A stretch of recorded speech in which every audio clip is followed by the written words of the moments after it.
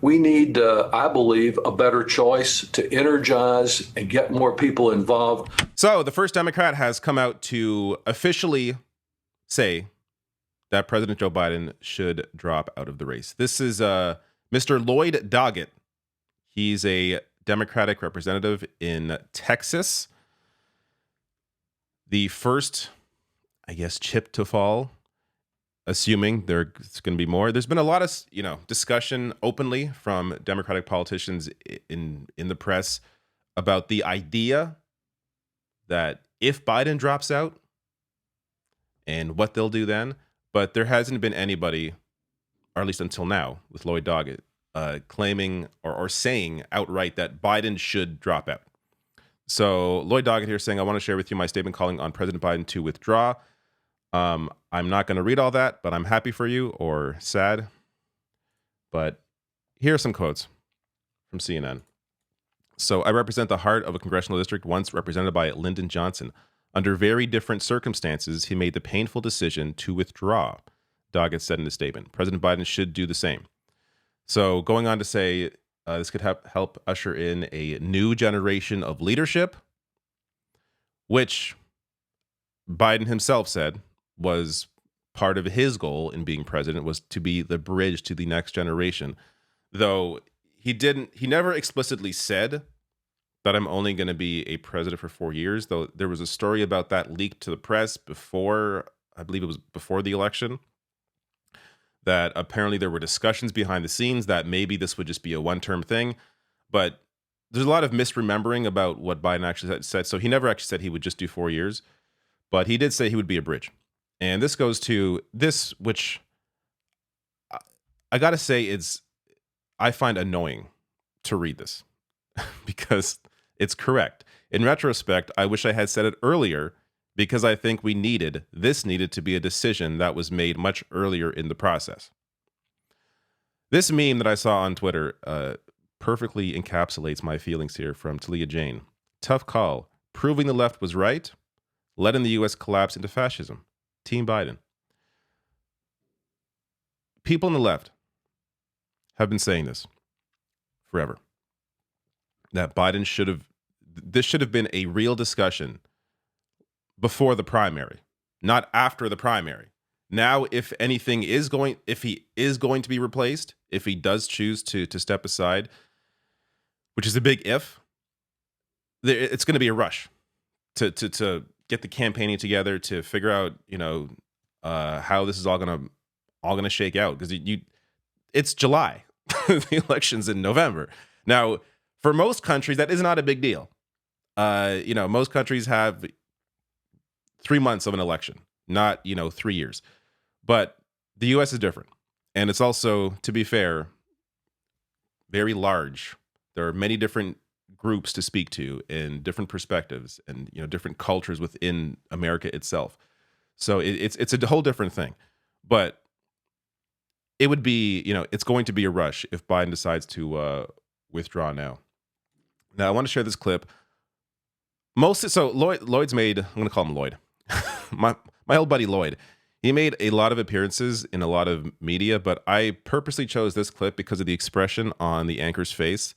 When I first saw this come across my timeline, I thought somebody put this in. You know those Snapchat filters where, it changes the look on someone's face? I thought somebody was doing that with her. But no, this is her face. as Lloyd Doggett here is talking about his decision to ask Biden to withdraw. Well, I think I would apply it to plural, to alternatives, because I think we have some talented governors. Pardon? I think we have talented governors. I think we have some talented senators. Certainly the vice president would want to be in the mix. The time is short, but there's no reason we can't have a true, clear, open democratic process, not making the decisions behind closed doors with a smoke-filled room, where ultimately the convention decides who our nominee is after presentations by people in advance of the convention about their program and why they appear to be the best person to take on President Trump. We've had a year in which people have said we don't want either one, a too significant number of people, despite the horrible record of Donald Trump. We need, I believe, a better choice to energize and get more people involved who've been unwilling to participate up till now. I don't know if there's really enough time to have any proper process here. So I discussed in my video yesterday why, even though I don't think Kamala Harris is the best choice to defeat Trump, she makes the most sense right now.